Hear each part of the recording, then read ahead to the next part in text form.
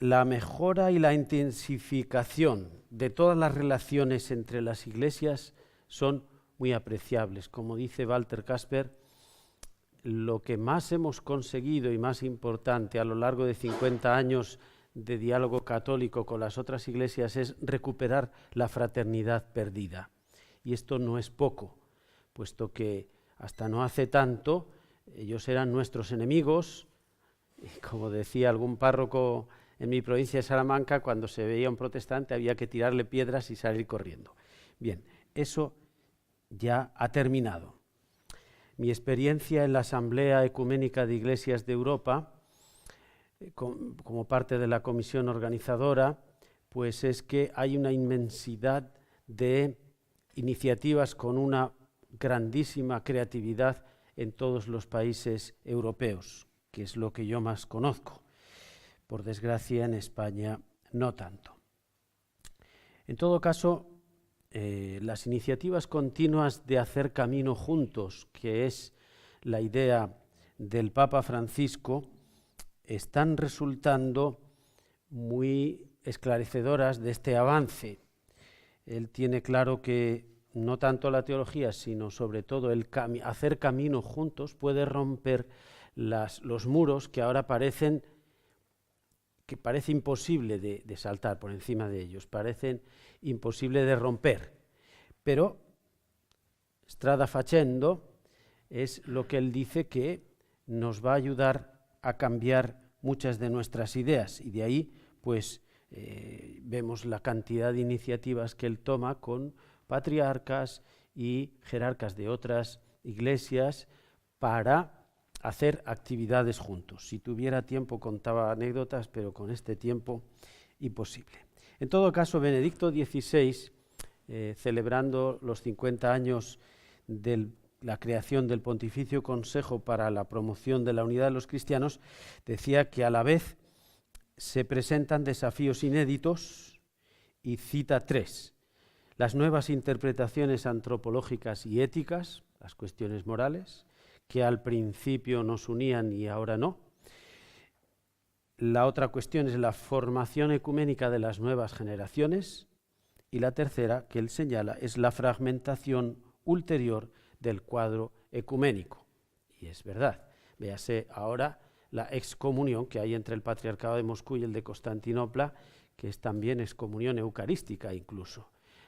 Con lo cual, la fragmentación hace que, por ejemplo, el Patriarcado de Moscú ahora ya ha dicho que no participa en el diálogo católico ortodoxo porque están los representantes de Constantinopla. Bien, en todo caso, en general podemos estar contentos de que la intuición del santo Juan XXIII de convocar un concilio para buscar la unidad de los cristianos se lleva adelante. Y no solo eso, sino que se está avanzando más allá de lo que se dijo en el concilio. Bien, yo creo que hay también un núcleo que se puede, así en general, considerar dónde está ahora centrada la mirada de la relación entre las iglesias, que es responder a la pregunta si cada iglesia está siendo fiel a la voluntad de Cristo para su iglesia y en qué medida vive en fidelidad a la Escritura, a la tradición apostólica, a la doctrina de los padres y a las exigencias en nuestro mundo de hoy para la evangelización. Esto que parece tan evidente, esta pregunta, pues luego en la práctica ya no lo es. En todo caso, también es verdad que así en general hoy se está cuidando más que los contenidos las actitudes de los dialogantes y por tanto Walter Kasper en su última etapa y aún después pues ha tratado de cultivar por eso todo lo posible el ecumenismo espiritual. Bien, el siguiente punto es la concepción de la unidad y la constitución de la Iglesia. Muy resumidamente, creo que la cuestión es esta. Si no tenemos clara la meta hacia la que caminamos para buscar la unidad, difícilmente vamos a ir confluyendo. ¿Por qué? Porque hay no solo diversas eclesiologías en la Iglesia, sino a veces eclesiologías irreconciliables. Cada iglesia tiene su idea de cómo tiene que ser la unidad y, por tanto, como hay diversidad de formas de unidad como meta, las metas no son las mismas, y como dice el obispo alemán Paul Werner Schelle, se es unánime sobre el hecho de que la unidad es necesaria, pero en desacuerdo sobre qué sea esa unidad. Por tanto, estamos en un momento en que avanzar supone aclararnos poco a poco, pero de una vez, si es posible, cuál es la meta de la unidad que quiere cada iglesia y si de verdad es la misma. A mí me parece muy interesante, tal vez para ello, recuperar los 3 criterios que encontró la Iglesia del siglo II para luchar contra las iglesias gnósticas y falsas. Y eran 3 criterios. El canon de las Escrituras, no podemos estar en unidad si no tenemos la misma escritura. Por ejemplo, con los mormones no tenemos las mismas escrituras. La regla de fe y oración, la liturgia, y la sucesión apostólica. Esos fueron los 3 criterios de la Iglesia del siglo II. Si bajamos el listón de ahí, difícilmente nos vamos a poder poner de acuerdo. En todo caso, el documento de la última Asamblea General del Consejo Ecuménico de las Iglesias nos está invitando a una eclesiología de convergencia. La Iglesia hacia una concepción común. 20 años de trabajo para llegar a este documento. 20 años de trabajo, que quiere ser como el de bautismo, Eucaristía y ministerio, y por tanto estamos en la fase de recepción de todas las iglesias que tienen que ir contestando a ver en qué medida se siente identificada su iglesia con este documento. Luego la eclesiología está en el primer plano de ahora del diálogo.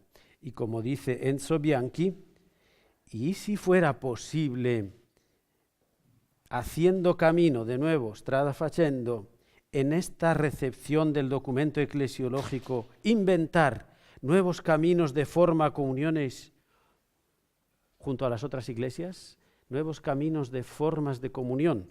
Bueno, ahí está una de las claves para ello. Desde luego, en los documentos del diálogo católico ortodoxo, Rávena 2007, Chieti 2017, está claro que comunión, unidad y sinodalidad ya no van a estar separadas. Y los ortodoxos no van a plantear ningún problema, tampoco el del papado, sino en el ámbito de la sinodalidad. Tercera cuestión, el ejercicio de un ministerio universal común y, por tanto, una sinodalidad universal. Es una de las cuestiones más urgentes y en ello se está trabajando, sobre todo a partir de Ut Unum Sint, que todos conocen, y el texto, la petición tan valiente que hace Juan Pablo II en el número 96, más allá de estériles polémicas, hay que encontrar, por supuesto, juntos, dice, una forma de ejercicio del primado que valga para unos y para otros. Y a partir de aquí, me parece que la teología en la Iglesia Católica, en fidelidad al magisterio y la tradición, tiene que promover un progreso en la concepción del primado a la luz de cómo ha hecho el Vaticano II respecto al primero.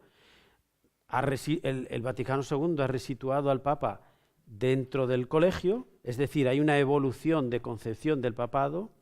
¿Por qué no a partir del Vaticano II la teología puede seguir resituando el papado en el conjunto de la Iglesia y de la sinodalidad?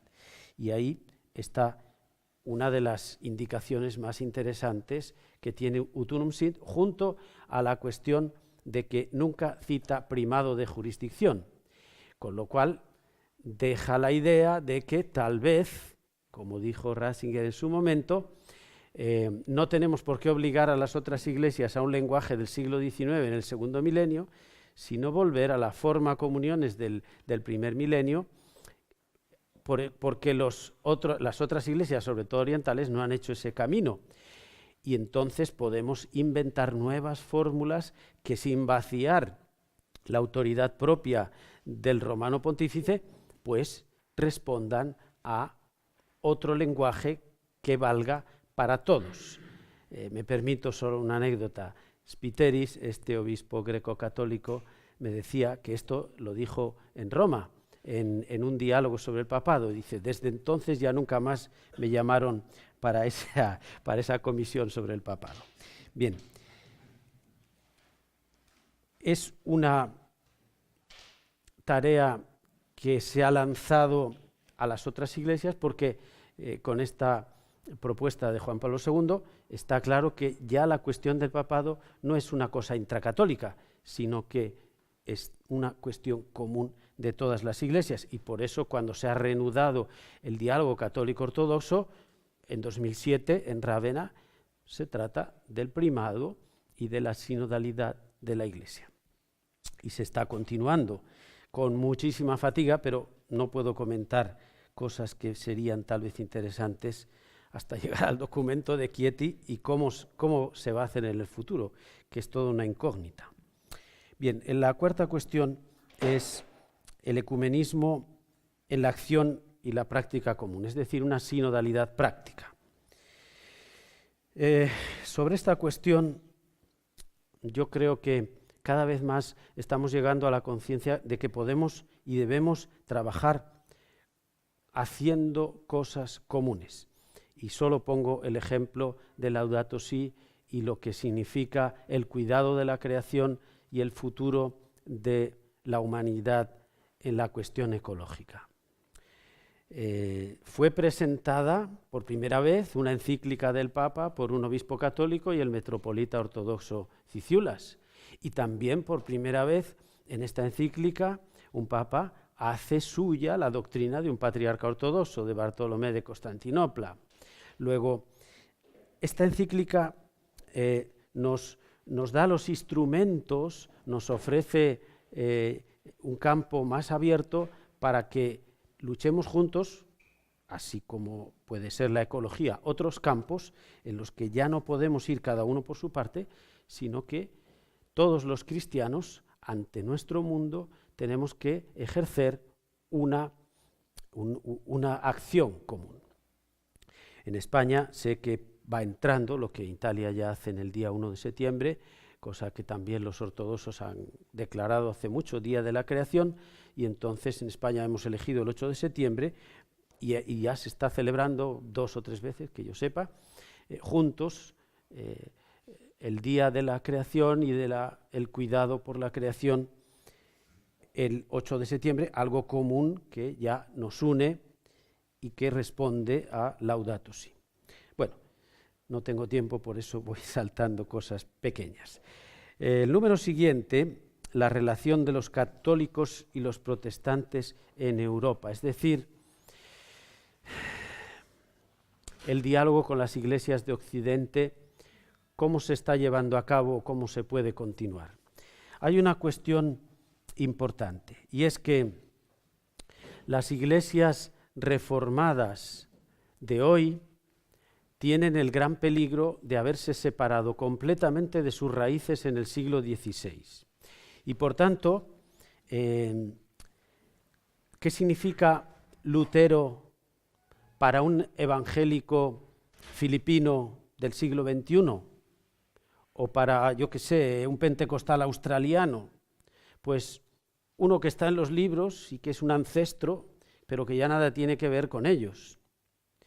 Con lo cual se pierde toda una base de confluencia que tenemos con las iglesias históricas de la Reforma y toda una temática doctrinal que nos unía en el momento de la Reforma, pero que ahora ya nada tiene que ver, porque son iglesias libres que, como decía en un congreso un evangélico, eso del papado para nosotros es una cuestión virgen, ni nos lo hemos planteado ni sabemos nada, ¿no?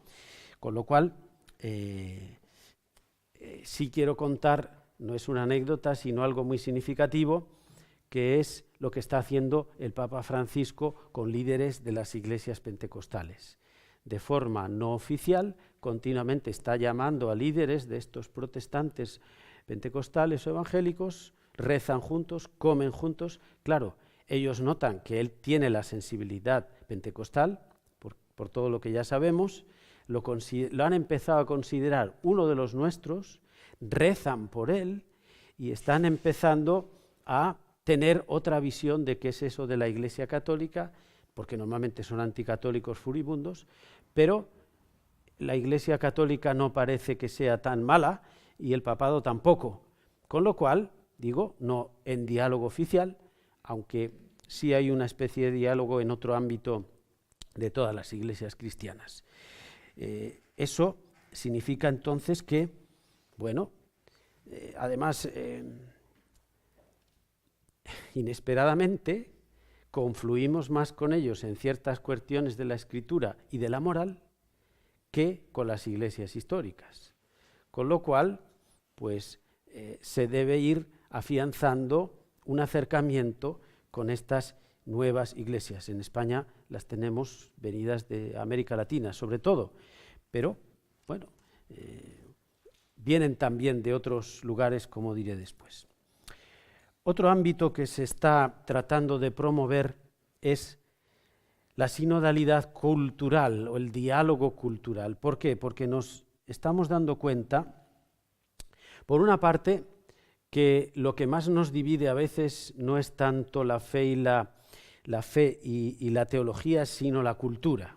Lo hablábamos ayer en la cena. Con las iglesias ortodoxas, cuando uno las conoce y está en medio de ellas, dice, somos la misma iglesia en todo, no hay nada que sea diferente. Sin embargo, teóricamente tienen tales bloqueos psicológicos que son los más lejanos a nosotros. ¿Por qué? Porque su cultura es tan diferente que no pueden comprender al occidente sino en términos de habernos apartado muchísimo de la iglesia del primer milenio. Bien, y por otra parte, podemos sostener acciones comunes en la relación iglesia-cultura. Qué bueno es para esto que haya consejos nacionales de iglesias cristianas, cosa que en España no terminamos de hacer después de que llevamos por lo menos 15 años dando la lata a algunos y que nuestra Iglesia Católica no termina de ver. Pero qué bueno, por ejemplo, ante la cuestión de la eutanasia hoy, me decía un obispo auxiliar de aquí de Madrid, si la Iglesia Católica dice algo enseguida, toda la prensa, los políticos en contra. Si lo dicen juntos protestantes, ortodoxos, católicos, judíos, y si además se meten los musulmanes, ya la cosa cambia totalmente. Y ya hay mucho más respeto. Y ya lo correctamente político, que es meterse contra la Iglesia Católica, eso ya frena. Por tanto, yo digo, defender tantas cosas que hay en la antropología cristiana y los ataques que hoy hay contra ella, defenderlos juntos y tratar de sanar tantos problemas en nuestra cultura que se enferma, así como, al contrario, apreciar los dones del Espíritu Santo y por tanto los signos de los tiempos que hay en nuestra cultura y que son buenos, qué mejor que hacerlo juntos. Tiene otra dimensión.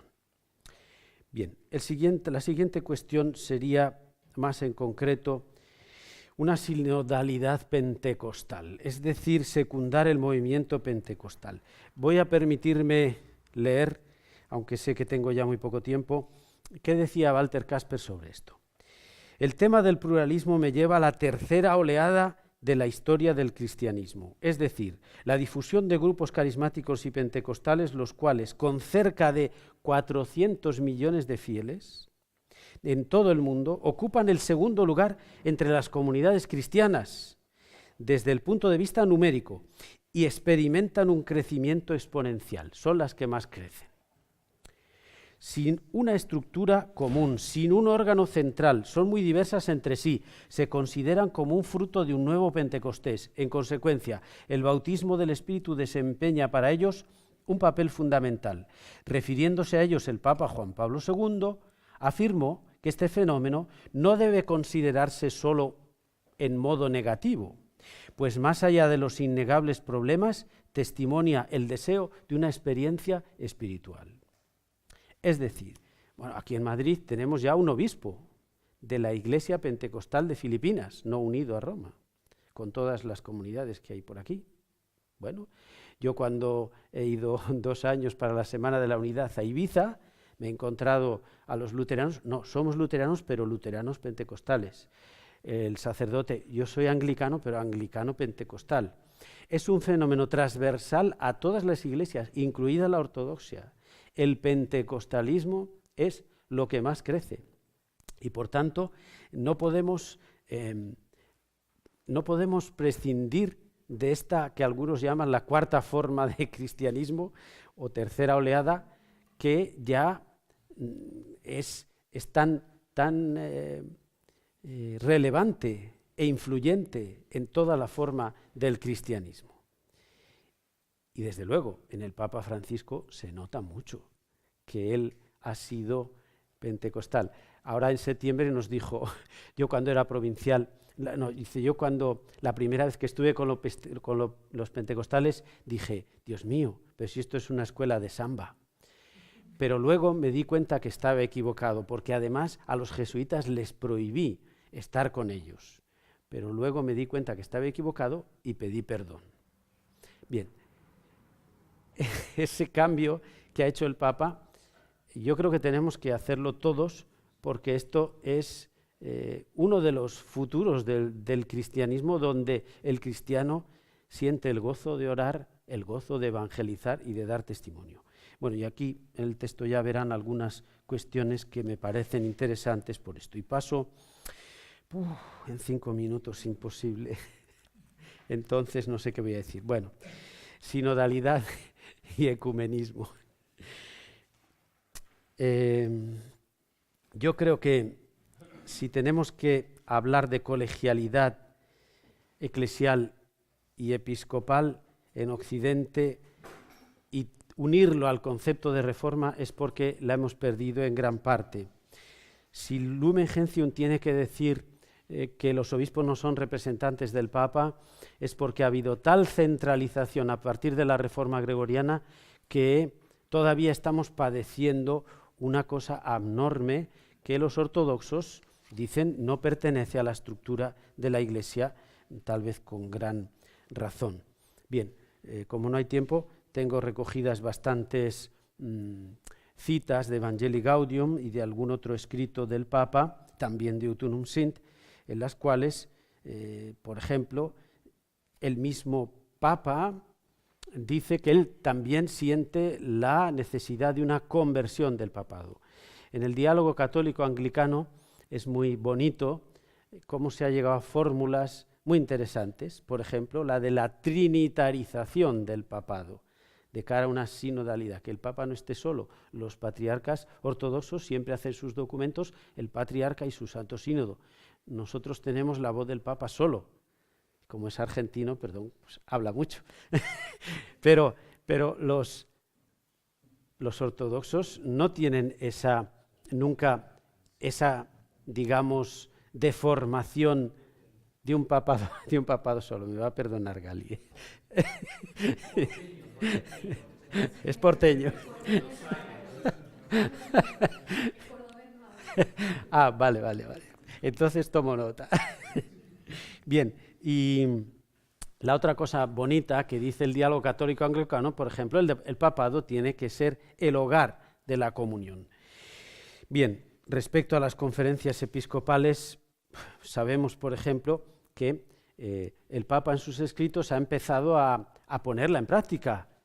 En Laudato Si, él, por primera vez, no son las conferencias episcopales las que citan al Papa, sino que es el Papa el que hace suya la doctrina de los obispos. Y hay citas de 19 conferencias episcopales en la encíclica y algunas 2 veces, en concreto de la Conferencia del Episcopado Latinoamericano y del Caribe y de los obispos de Bolivia.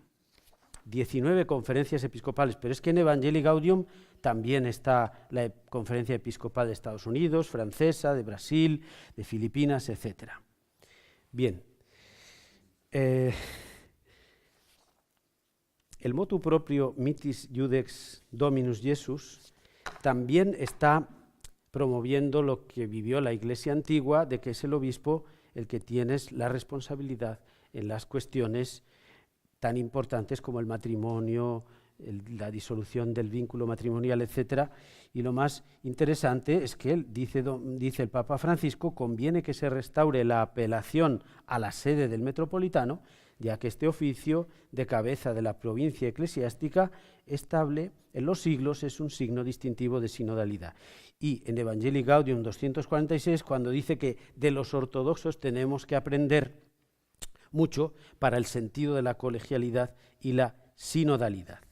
Y además dice que esto es reapropiación de lo que hemos perdido y no un invento extraño y revolucionario. Y como se me va acabando el tiempo, solo quería decir que cuando el Papa incluso habla de que no podemos pensar ya en un pensamiento teológico monolítico fuera del cual los demás están en la herejía, sino en la imagen del poliedro en cuestiones morales y también doctrinales, el Espíritu Santo es el que hace que los dones diversos después puedan confluir. Como todos sabemos, el Espíritu da dones diversos, pero el Espíritu Santo crea con esos dones la unidad.